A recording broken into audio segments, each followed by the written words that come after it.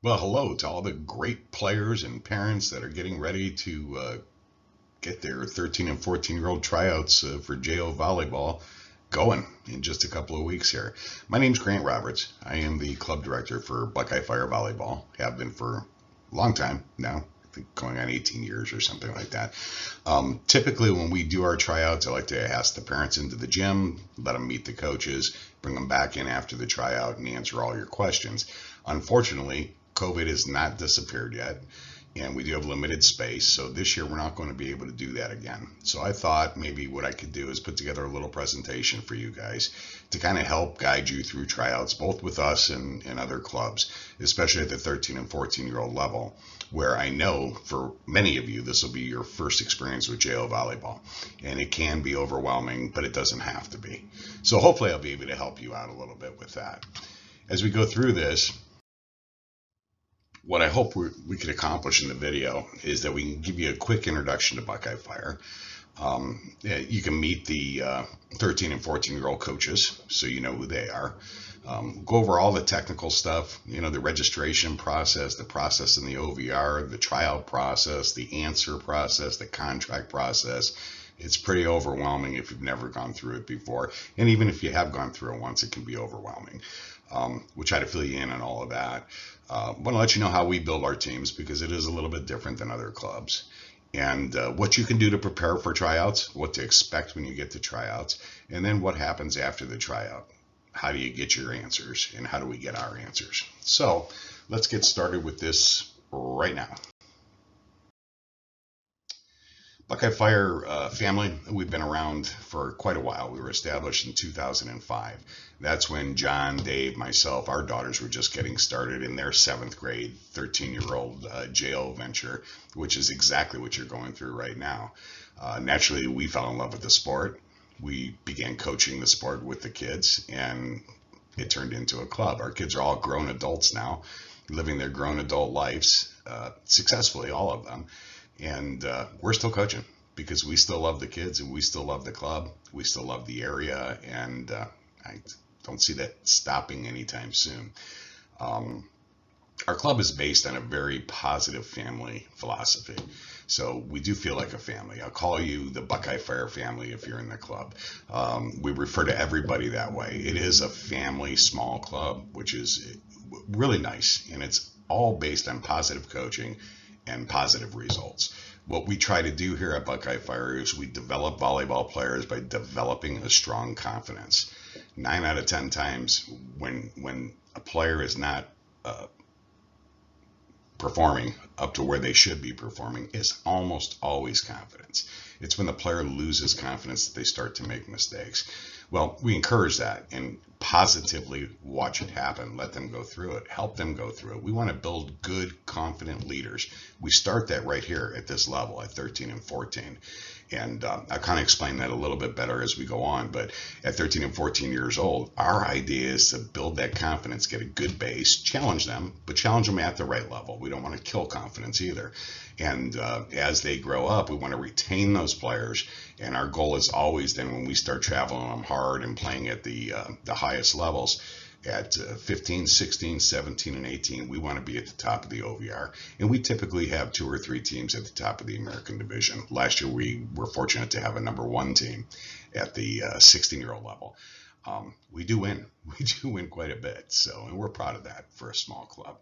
All of us, myself, Dave Wojtroba, John Smoleni, those are the directors in the club, and we've all been here since day one. So this is not new. This is an old club, and by comparison, a lot of clubs have changed names or split or went on their way. We've got to be one of the oldest, I think, in the Ohio Valley region. Our club's based on fire. Everything's about Buckeyefire, Ohio Fire, right?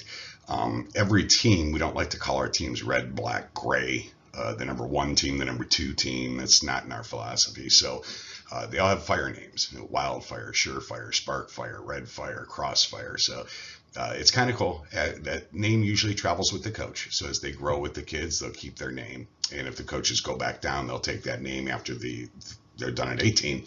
They'll take that back down, which is the case this year, to 13, so they can start it all over again. And it's kind of fun. And we do have the coolest uniforms in the OVR. So you can see a picture of them right here. They're pretty cool. Kids like them a lot. Our main theme is the black flame jersey that everybody recognizes. And this year we'll have a spin-off of this jersey you're seeing in the picture. On the bottom picture, the top picture, of course, they won a tournament, so they got tournament t-shirts over them. But we're going to have a new version of the gray one, the gray and white one. A little bit different this year, but it'll be cool. They're always cool. So just so you understand what everybody in the club does, myself, I'm kind of the architect of the club, put it together, kind of in charge of the philosophy. We hire the coaches based on that philosophy. We do want to all be on the same page. Pretty much make the decisions, the tough calls, promote the club, work with the technology and the website. I am a super over communicator, so you hear from me a lot. If you guys have emailed me, you probably got a response the same day, unless it was on Sunday during football. But I do respond, and I do definitely communicate with my parents. Probably too much, some of them will tell you, but you'll never not know what's going on here at Buckeyefire. I also make the tough calls, and I coach. And coaching is something I love to do. I don't see myself stopping doing that either. Tough calls, yes, we've had to remove kids before because we're never going to sacrifice the safety or the experience because of one child. We're not going to sacrifice another 9 kids. So we have a manual. It's put together well. You can find it on our website. We cover all the rules, expectations. It's pretty good. We don't have much drama, and we don't have many parents meetings either. So it's kind of a nice place to play. If you like drama free, this is the place. Our players get closer and closer every year. John, he does kind of the systems. He handles the coaches, the facility issues, the schedules at the facility. If a practice gets canceled or has to be moved, he handles all that stuff. And he's basically the communication point for all the coaches. So if the coaches are facing a challenge or something's going on, they would contact John. And then John would work with Dave and I, if needed, if he can't handle it, to come up with a solution. Dave is the organized guy. So Dave does all the financials, all the ordering of equipment, ordering of uniforms. He traces and tracks all the contracts, gets all of our tournaments booked and paid for.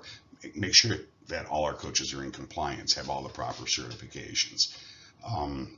Spirit wear, uniforms. Dave kind of does all that stuff. And thank God he does, because we actually have a club that as you get older and you'll be at 15, 16, we're going to take you to Indianapolis or Kentucky or Pittsburgh, which you'll probably go to Pittsburgh this year anyway. Dave's great because he's already got the hotels booked for those places, so you don't have to worry about that. We'll get the blocker rooms. You'll get good rooms. They're normally very close or attached to the convention centers.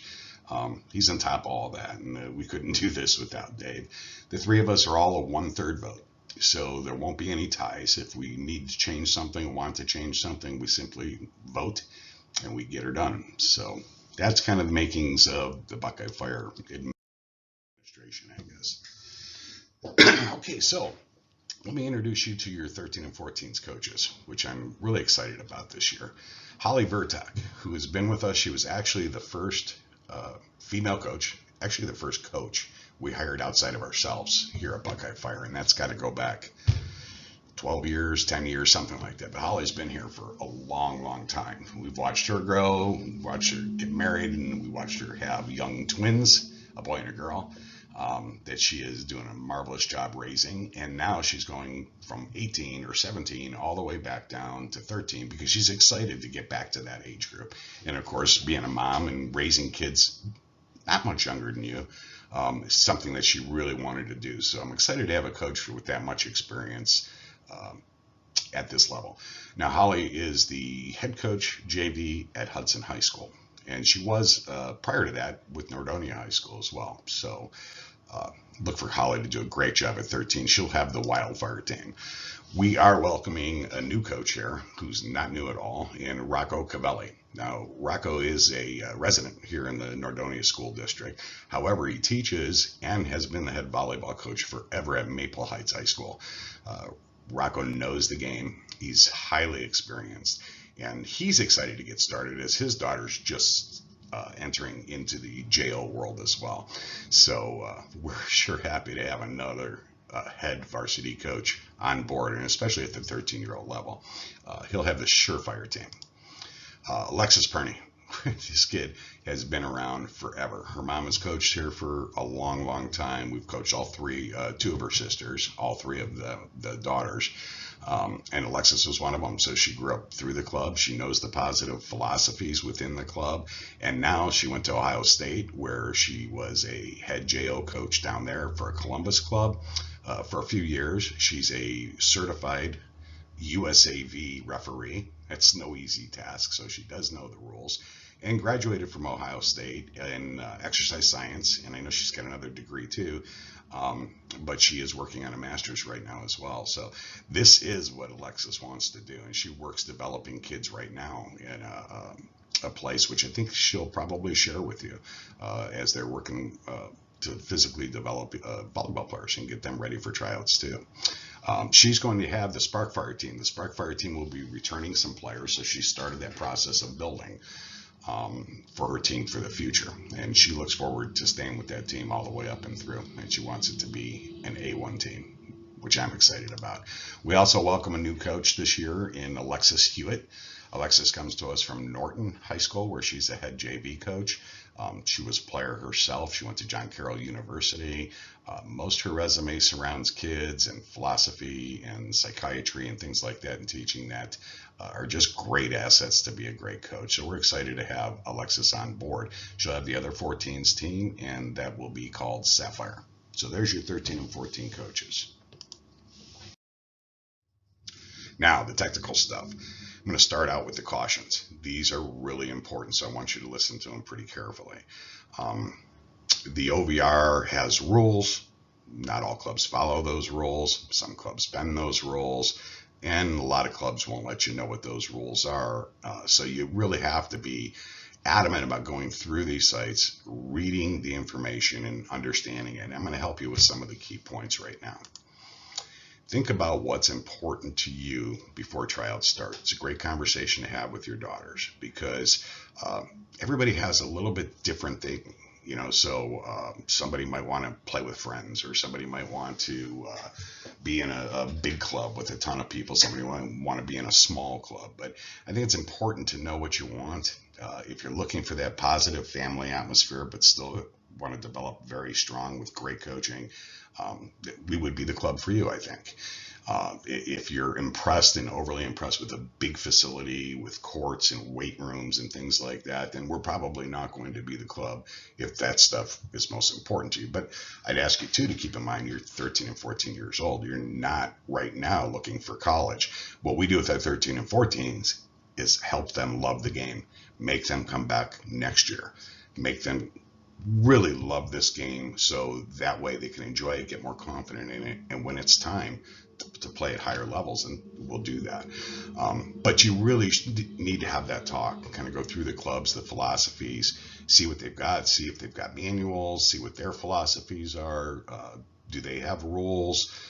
How organized are they? There's a lot of things that you should talk about, and if they're important, make that list before you go try out everywhere.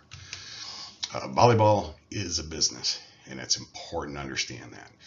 JO volleyball is a big business. Ohio, I think, is only second to maybe Texas in size. There's, 12, 13, 14,000 kids playing JO volleyball here in the Ohio Valley region. It's huge, but understand it's a big business. When you walk into these facilities, and this is understandable, it's not a knock on these facilities, but you're going to see some big facilities. Those come with big leases. They have to make the money to cover the leases. They have to pay the coaches. They have to pay the utility bills. There's a lot that goes with that. Those costs are in the price of you playing. And of course, they're for profit. This is not a non-profit type organization. USAV and JVA, and this is all for-profit stuff. So you have to understand that it is a business. We do our best to not make it feel like a business. We're fortunate. We're smaller. We have small investments in the facilities. We pay as we go, but they've been reliable facilities forever. So there is a difference, and that may play into what you're looking for too. But no, it is a business. If you have all that, you have to have a lot of teams. You have to fill those teams. So if you have 50 or 60 teams, you need 500 to 600 kids at all cost. You have to pay the bills. So that may think about that. Understanding that the OVR has rules for tryouts. Understand fake deadlines. You have, and I'm going to go over this in the next slide, you have a certain day you have to answer by. Once you have your offer in writing, you do not have to answer until that day. I'm not saying that you have to wait either. If you know what you want, you should answer quick because it helps the team build faster. But I will say that there's fake deadlines out there. So you're going to have a coach or a club that's going to try to tell you, hey, I need an answer by Wednesday. Or, that's the problem. There is no or. They can't take the contract back. Now, if you didn't get it in writing, you won't be able to prove they gave it to you. So just know there's fake deadlines out there, and you do not have to answer by then, and you let them know that. Big club versus small club, I kind of went through that with you. I think that as a small club, we have a lot of advantages. We have a personal attachment, I think, to our players and our parents because we are small and it's so manageable. The bigger clubs obviously will be more removed as it gets larger, but we have disadvantages too. You know, when you're a small club, we don't have the facility with the big weight room in the back, and you know, we're careful about how we build our teams, and it's really more about drama-free volleyball than anything else, where we can develop kids. But there is a big difference, and you're going to know it. So when you come to our tryout and there's 40, 50 kids there, you're going to go down the street to a tryout that's going to have 200-300 kids there. There's kind of a difference in the way that you'll feel, and you'll kind of get it. Understanding this, and you want to talk to the kids about this too, and I'm talking directly to the players, it's nice to play with your friends. I get that. Just because your friend is accepting a contract in a certain club does not mean you have to. Now, I'm going to tell you this as 13 and 14-year-olds because it's pretty important. One of the most impressive things to me about JO volleyball is the lifetime friendships that come out of it. And it's not the friends you already had. It's the new friends you're going to make. And I think that Alexis and a lot of our other coaches that played with us are still in touch with those kids. I'm still in touch with kids from 15 years ago, watching them get married and have their own kids. Some of them getting close to the age where they could play. But I think you might want to talk about that a little bit because it shouldn't be a priority. You go where your heart tells you to go, where you feel most comfortable, where you think you want to land.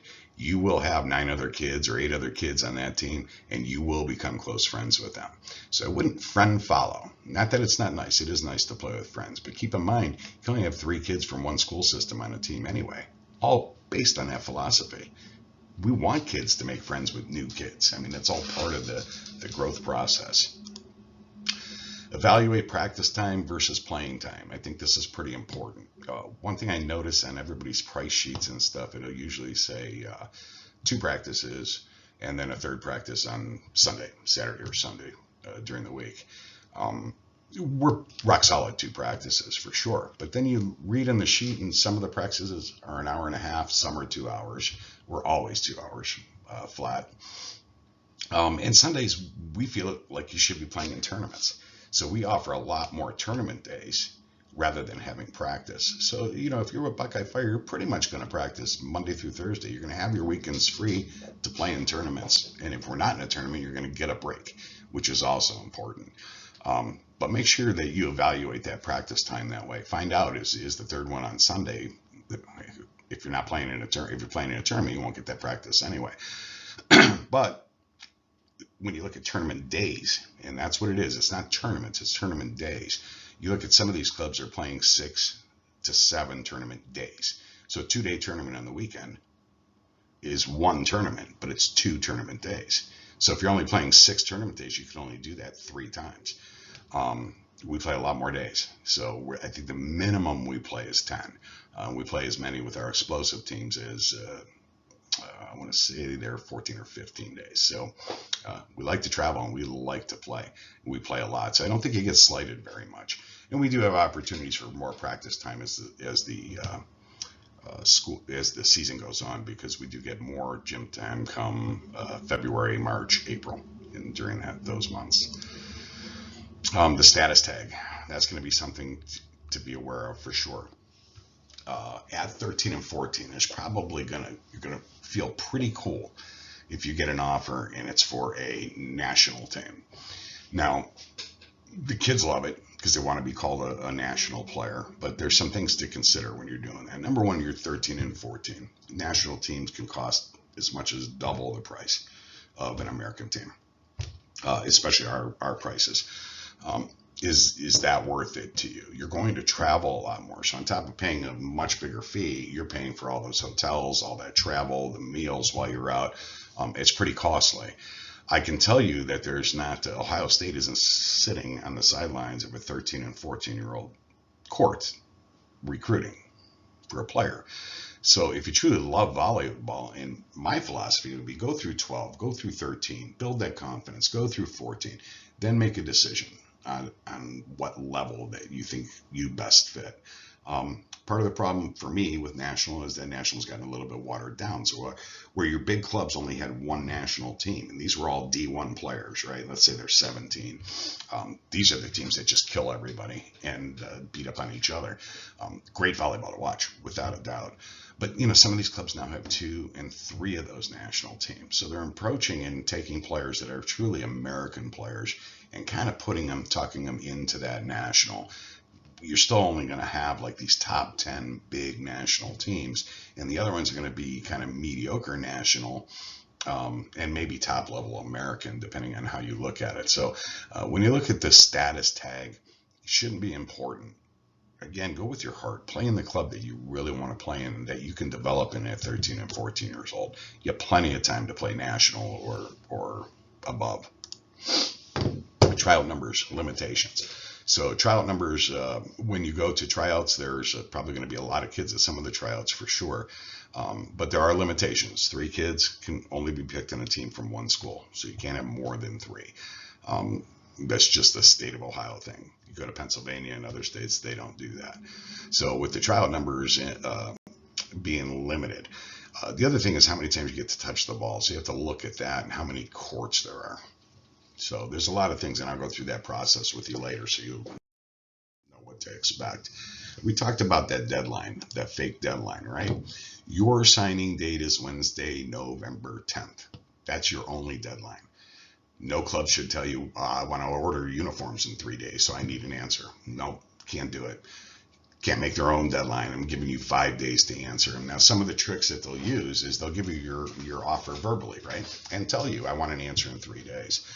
If you don't have it in writing, then you can't prove they made the offer. If you do have it in writing, they cannot pull the offer. They have to, even if you go right to November 10th before you answer them, they can't take it away. They can't offer it to another player. That said, if you know where you want to be, answer. Go ahead and answer. There's nothing wrong with answering quick if you do know where you want to be and you have the offer that you're looking for. But otherwise, you should collect your offers, get them all in writing, get your questions answered in writing, and then sit down and make a good decision.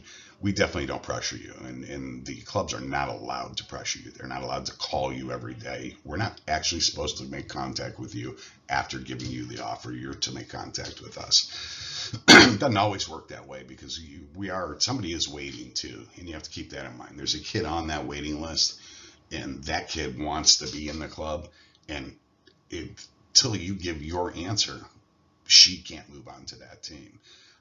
She gets nervous. It's November 9th, and although she really wanted to be at Buckeyefire, on the 9th she decided she got nervous because another club's telling her they need an answer, and she took the other offer, and then you decline.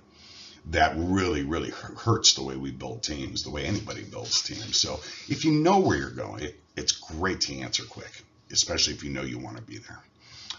But this right here, just so you know, these are right in the Athlete's Bill of Rights, all this stuff here. These are the dates. They cannot be changed.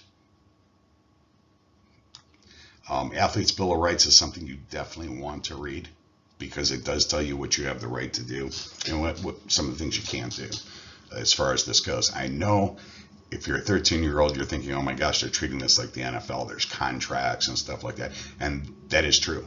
That is true. But the process isn't as hard if you view it the way I'm telling you. Go with your heart.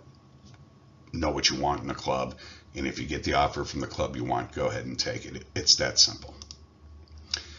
Get offers in writing. As I said, if you don't get them in writing, there's nothing to prove. Make clubs commit to you with a team and a level. Just don't accept an offer. Keep in mind, if a club needs 50 teams, they could offer everybody. Everybody could get an offer, and they'll sort it out later. What team are you going to be on? Regional, American. Sometimes there's not a coach for those teams yet. So I would definitely make them commit to you what team you're going to be on. In other words, and what level. Am I going to be on the American 1, 2, 3 team? Am I going to be on a regional team? Get that in writing, because then they have to put you on that team. That's what you're agreeing to. Over the years, I've definitely seen offers go out without them committing to that. Kid thinks they're going to get a American offer, and they end up on a regional team because they have the right and can't rescind your answer. You cannot rescind your answer. They have a right to put you on whatever team they want, unless they put it in writing. So that's why ask the questions for sure. I would always demand to know who the coach of a team is. I am not going to accept an offer for a team that does not have a coach. I want to know where they coach, who the coach is. Do they coach in high school? What's their experience? Those are important questions. I mean, just being happy you got an offer and accepting it blindly without asking those questions could make for a disaster season for you. Make sure that you get all your answers in writing. Email is a great way to do that. If you write me, I'm going to write you back an answer. We write it down so we don't forget. That holds us to our commitments, which we all should be. We're teaching high-level volleyball. We're teaching our girls how to be responsible, how to be accountable, how to be mature, and how to be a leader. We should expect the same of our club directors and our clubs when it comes to following the rules and making commitments in writing. Remember, once you answer, you can't go back on it. If you text, all you have to do is text, "Yes, I accept your offer." That text is all they need. They don't need any more contracts signed. They don't have to send you an email. They probably will, send you a contract with all their terms and conditions in it. But if you answered in the text, you're committed to that team. The Ohio Valley region will not let you move off that team to another team. I can tell you that. I've watched it happen over and over. Once you commit and they can show a text message or an email or anything that says that, yes, you accept their offer, you are on that team. There's no changing that. So when you answer, just know. Don't answer until you know. Accomplish most everything you're going to need to do to get ready for tryouts on 2 websites, the OVR website or the club's website. In our case, it's BuckeyefireVolleyball.com. OVR is really easy. It's ovr.org. You're going to need to register with the OVR so you have a membership. You're going to need to read things like the Bill of Rights. There's a few things that you have to read. And if you go on our website, that'll be on there too. OVR tryout rules and processes. You want to do that, and you want to make sure that you're at the right age. Defining ages is important. So the Bill of Rights had the deadlines and things that I told you about in it, and there's more in there, so go ahead and read that. OVR tryout rules and process. You can't try out twice the same weekend for a club. I think clubs cannot go past 3 hours for a tryout. There's a lot of little rules like that. The problem with this is it's become all the clubs want to try out on the first day because they all want to stab at making those first offers and getting that kid before they go somewhere else. It's unfortunate that it's come to that. We used to try out like the next weekend. We would wait, and kids were better at waiting to give an answer so then they can try out for us. And if they liked us, they came in the club. Unfortunately, it's just not that way anymore. We kind of all have a rush to try out the first day. That makes your job pretty hard.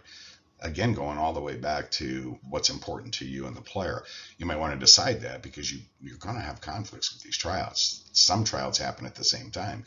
We try not to conflict. We watch the other dates and we try to get our times different. But it's almost impossible not to conflict with somebody. As far as ages go, I would worry at 13 and 14 years old, worry more about your grade. So the USAV has a pretty strict age. And the way that works, it's born on or after July, I think 31st of 2000, whatever, depending on what age you are. And that's in there. The paperwork's there on the OVR site. So that's how it's looked at. There's no waiver to that. When you play in a qualifier, you play out of town in a USAV event. At 13-14, we're not sending you to qualifiers yet. We're building teams right now. So your travel's much more limited than 15, 16, and 17. For 13 and 14, if you're a 7th grader or a 6th grader, you can play 13s. If you're an 8th grader, you need to play 14s because you can't play down, you can play up. The OVR allows for grade level teams. Now, most of the places we're going to play and most of the JVA tournaments that we play in accept the grade level instead of the exact date age. So we don't care. It's fine. If you're an older 7th grader and you want to play 13, that's fine. At some point in your volleyball career, you're going to probably repeat an age or bump up an age in order to be able to travel and play in the USAV events, but not right now. It's not a major concern. So if you need to play grade level, come to Buckeyefire. We have no issue with that at all. Registration with us. It's pretty simple. If you go to our website, there's a link right there. You hit the link, it's going to take you to a registration page. On that registration page, which you probably already did, so I don't have to really get into this, there's a link to give you all kinds of details, tell you about us, when the tryouts are at. Your tryouts are at the YMCA in Macedonia. There's 2 courts there, and the tryout times are listed on the website. Once you register with us, you're in our system, and it makes it very easy for us then to turn your registration into an offer and place you on a team if you accept. If you don't accept, you don't move over to the team. You will need medical release forms. This is for every tryout. You're supposed to have them. You can print those on the OVR website and just simply sign them, fill them out and sign them there. And they're not terribly difficult to do. In fact, I think the PDFs now are active and you can type in them. You should bring that with you. We'll collect them at the table. Everybody should have that. And you should be able to show your membership card with the OVR. The reason you need to register with the OVR, you could do this as a temporary registration, which I think is $10 or $20. That's to keep you insured at all these tryouts. So all these sanctioned tryouts come with insurance from the USAV, but you have to be a member to be insured. That's why everybody's got to have this membership.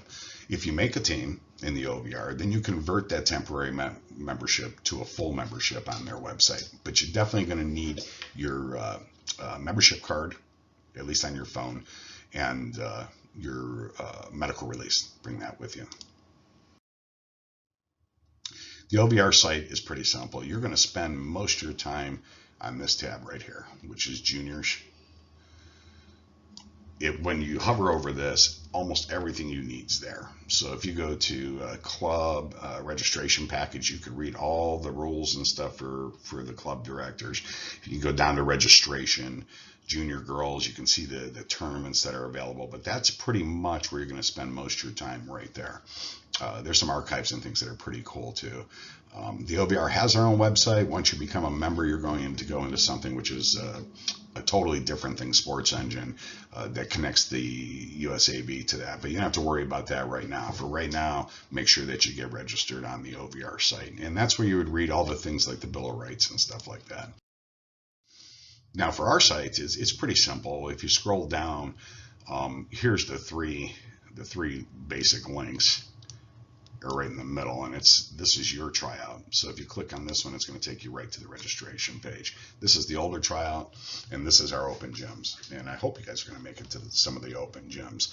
If you're doing this on a mobile device, you won't see this. I just found this out.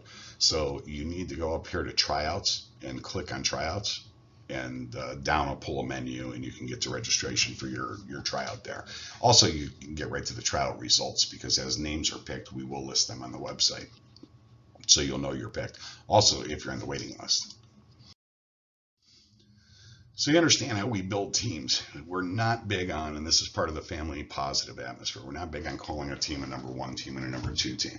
Now, obviously, if you have 2 teams at the same grade level, one will finish at a higher ranking than the other. There's no doubt about that. But I don't believe in calling one a number 1 team and one a number 2 team. The way that we build our teams is we keep crawling them both up until they get to a level where they're playing top elite type American or national level tournaments. To do that takes time, and it takes some patience, and it doesn't always work. We've got some teams that maybe went too long before they got good, but we don't have the number one team gets all the players first, and the number two team then just gets what's left on the number two team. We don't do it that way. We pretty much take the team that's already got a base that is getting there, starting to build fast. They get 2 picks and then 1 pick, and then it's 1 pick, 1 pick, 1 pick. We do it like an NFL draft is how we do the teams. Now, if you've made it all the way up here to this explosive level team right there, that means that your team is already pretty built. You have all the key positions. You have your setter, you have your libero under contract, you have your middle, you have an outside, and we do have rules for getting there. The nice part about that is the one team will advance to that point. Now, those explosive teams get whatever player that they want out of tryouts. They get all their first choices, but they already have 7, 8 kids on the team. So typically they're only in need of 1 or 2 more kids out of the tryout, and the other team will need more, but then they're getting great kids. I can't tell you how many times we finished in the OVR 2nd and 5th, 1st and 3rd, 3rd and 5th, 3rd and 7th, 7th and 10th. I mean, our teams tend to catch up to each other, and we tend to be really good when they're finally at that 16, 17, 18-year-old level. And the kids who stay with us should be happy by then, I'd expect. But when you start off, you could be a spark level team, and that would be an American team, best comparable to a developing American team. Like you might get beat a little bit in the first year as you're trying to play American, because you'll be challenged. Rarely do we ever do a regional team, so we're pretty much all American. Then you advance to a fire team. This means you're starting to keep some players from year to year, and you've got some talent, and you're starting to win some. So you're getting up there at that elite level of American. What we consider the elite level American would put you in the top 16. So at the end of the year, when you play in the championships, you're playing for gold, silver, which is the top brackets. Once your team's there, you're a fire team if you're in the top 16. And like I said, if you have all the pieces, you're an explosion team. Explosion teams play the most tournaments, fire teams the next, and the spark teams the least amount of tournaments, and they're priced accordingly that way too. So that's how we build those teams.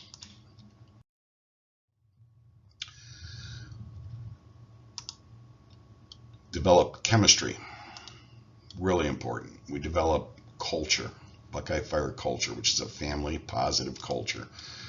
We retain developable players. In other words, if they're coachable, we are going to retain them. If they're good kids, we want good families, good kids, kids that care about each other and have that ability to continually get better and better and better. And talent is playing into that too. But those are really, really important to us. Offers in the best interest of the player always. So when we make an offer, we could look at a kid for let's say the explosive team.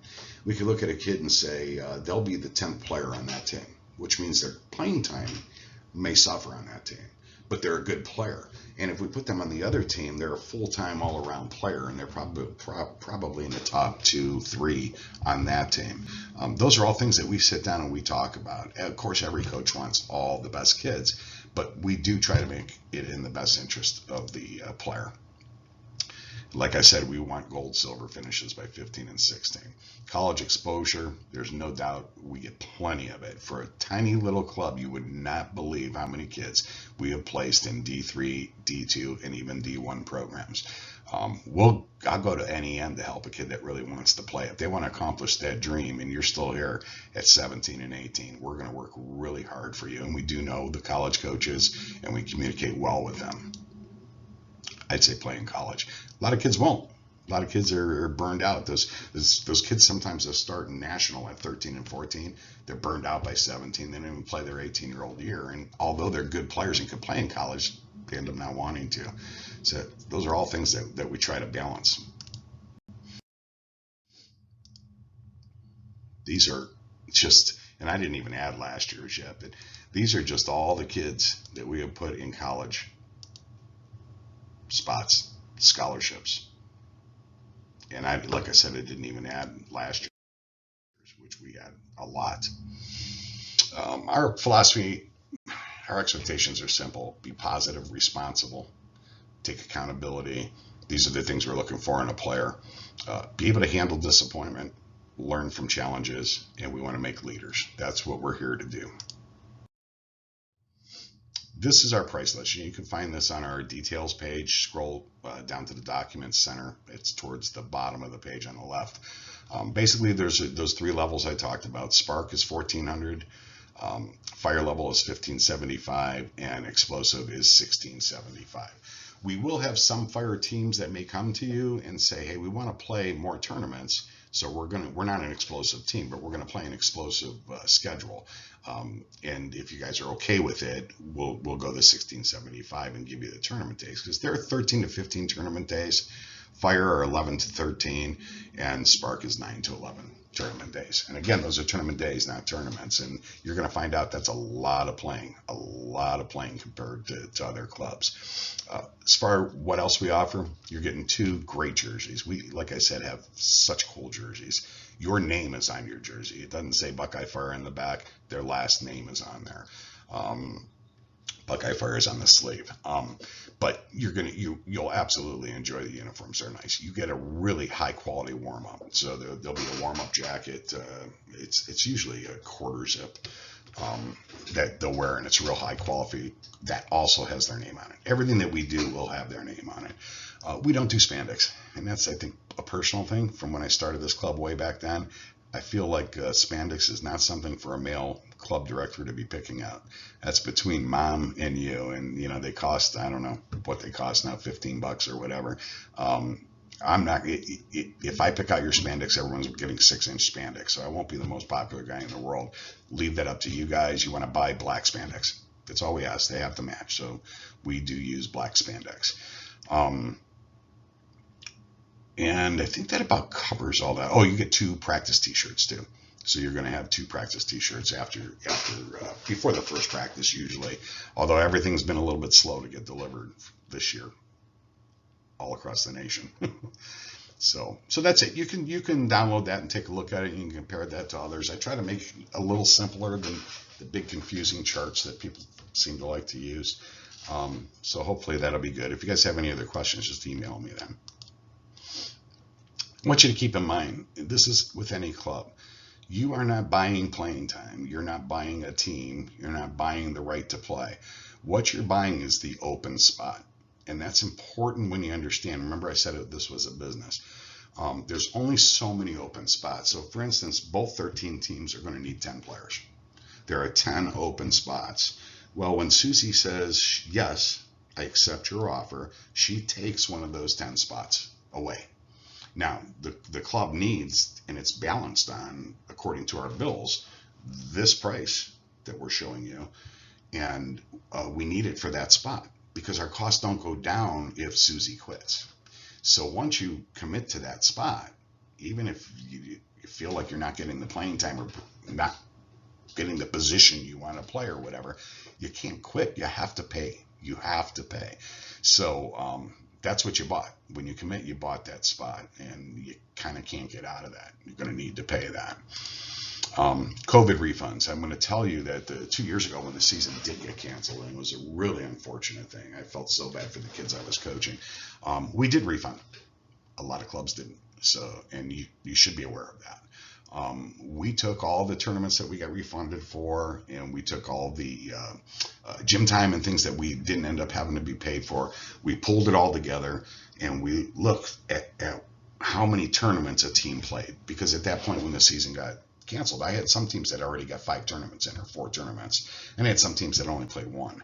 So we refunded according to that, by percentage. So the one that only played 1 got more money in their refund than the one that played 5. I guess what I'm trying to tell you is Buckeyefire is fair, and we're always going to be fair, and we try to do the right thing all the time. We're never going to make everybody happy, but we did refund. There were clubs that didn't, and those clubs did get back their money and get refunded from the tournaments that they entered. The tournament directors had to give back that money. I think that only one tournament director did not, and she's out of business or went out of business. So that's a lot of money. I mean, if you have a lot of teams and got all their tournament money back. You put a lot of money in the bank if you didn't refund. I thought that was totally unfair. I didn't want to put it towards next year because it held you hostage. You would have to play here then to get your refund, right? So we do try to do things in the best interest. But remember, going back to the beginning, I said it is a business. Practice versus tournament time, I already talked about that. You're going to definitely get full 2-hour practices for sure. And there'll be extra practices here and there and scrimmages that we take you to. But tournament time is much more important on the weekends. We try to play more. All our teams are provided the same thing. So I said 2 jerseys, the warm-up, the 2 practice t-shirts. We don't say the elite teams get more or more uniforms or more t-shirts or more equipment or more sweatpants or anything like that. We treat everybody the same here. Every team is important. So once tryouts are complete, here's what's going to happen. All of our coaches get together and we meet. We definitely going to need to get something to eat because it'll be a long day by the time we did the 13 and the 14s. As we're getting something to eat, the coaches are starting to go through all of the processes. That's when they're going to build the teams. Selected players will call, your coach will call you personally, so keep the phones on. Whatever number you placed as parent number 1 is probably going to be the number that they call. At 13, 14, they'll ask for the parent first. When we're at 15, 16, 17, 18, we do ask to talk to the player directly. In the case of the 13, 14s, then we would love to talk to the player. The coach always would love to talk to the player. So if they're excited and you want to put them on the phone, please, by all means do. I trust our coaches 1,000%. And I see these moments. Tryouts are hard on coaches, but those are the moments that make it worth it because when the kids are excited. But you will get a coach from your coach, not me, and not just something in writing. You'll get it from your coach. The club will follow that up with a digital offer, so you get a nice contract that comes via email. Sometimes not till the next day, because by the time we've called all these kids and everything that day, we're often out till 10, 11 o'clock at night. So then the next day I'll catch it all up and get the digital copies out. And also, as this is going on, we'll be updating the website with who's getting offers and who's on the waiting list. That'll be by your number. So you want to keep watching that too. Decision time and know your rights. Like I said, get your offer, ignore made up deadlines, important considerations. Those are the things I said. Talk about it before you go. What's important to you? Important questions for any club. Ask the questions. Ask them in email because then they get answered in writing. Don't be afraid to ask questions. You are the customer. It is a business. How and when to accept and decline. That's a tough one, right? I said, if you know where you want to be, answer quickly, because then your team will start moving along very quickly. We won't be losing kids, good kids that are on the waiting list. I mean, there's going to be talented kids on that waiting list that maybe don't want to wait. And if you drag them out, they can't get the offer until you answer. We may be losing good kids, and your team could be better if we can get those answers quicker. So I wouldn't force you to make a quick answer, but if you know you want to be here, answer your coach right then. Best way is a text. Just shoot them a text. I accept your offer. It's all we need. The rest is just formality. Facilities, so you know where our practices are at. Most are in the Nordonia School. So we're in Northfield Elementary, Leiden, Nordonia Middle School, Nordonia High School, the Macedonia YMCA, which you're going to be trying out at, and we do use CVCA's high school gym and the field house, which is an amazing field house. It's so cool. Typically, you're going to be pretty dedicated to one of these schools most of the year. Some will be in one of the schools all the year. So if you're Northfield Elementary, you may be there from the beginning of the season until the end. Sometimes we will make a move with a team in like February, but it's usually one move. You may go to another school just because we had to rearrange some things. So I want to thank you guys all for considering Buckeyefire. I hope that it helped you understand what we do here and how we do it. Hopefully, some, especially for the 13-year-olds, some of the suggestions I made are going to really help you get through this process without being stressed. Don't be stressed. you hold all the power in this, right? And you can wait for the club that you want to play in. But it's better if you know the reasons why, because you could go there. We call them offer collectors, right? There's kids that go to 7 tryouts and get 7 offers, and sometimes sit on all 7. It's enough to drive any club director batty. But you should get your offers, collect those offers, but collect them in writing, and then sit down and decide. Like I said, the sooner the better. If you know where you're going to be, want to go. Probably doesn't need to take 10 days, but you have the 10 days. Hopefully you feel good about Buckeyefire. I know the kids are going to have a great experience at tryouts. You will have them dress as much as possible in the car. Only come about 15 minutes before your tryout time. Parents cannot come in because of the space limitation and COVID. They'll need to wear a mask in. We will check temperatures. Don't come if you have symptoms. We'll do some quick testing with them, which is a jump test where we'll measure their jump and things like that. Also very cool, because then when they're here at 18, we look back on that stuff. I will take a picture of every single player to come through the door. They don't have to be nervous about it. Pull the mask down, and hopefully they're going to be smiling. That's what we're looking for, happy players. So you know that those pictures, besides also being fun when somebody's here from 13 to 18, and then I show their 13-year-old picture when we say goodbye to them as alumni, and they become alumni. But that picture, it is really important, because when the coaches all sit down, your pictures will come up on all of their phones. So when we start talking about them and saying, you know what, I liked this and I like that, they'll scroll through. Oh yeah, I remember her. It just helps. It's more than a number. Seeing the face helps. So the pictures are really, really important. The rest of this is going to be pretty much like a practice. We don't do the court shift. This is the big clubs you'll go to. Notice all the tall kids go to court 1. The next tallest kids are in court 2. And then they start moving kids down, and you're a half hour into the tryout, and all of a sudden your daughter knows that she's on court 6. She knows exactly where she's at, because nobody's watching court 6. They're all watching courts 1, 2, and 3. I've never done it that way. I will never allow the club to do it that way. At the very end, everybody's going to get all the touches they need. It's going to be equal. It's going to be fun. We give them instruction. We actually coach them while they're in the tryout. And at the very end, we'll have them scrimmage each other. And sometimes we will look at kids playing with other kids on the court, but it's not court shifting. We just don't do that.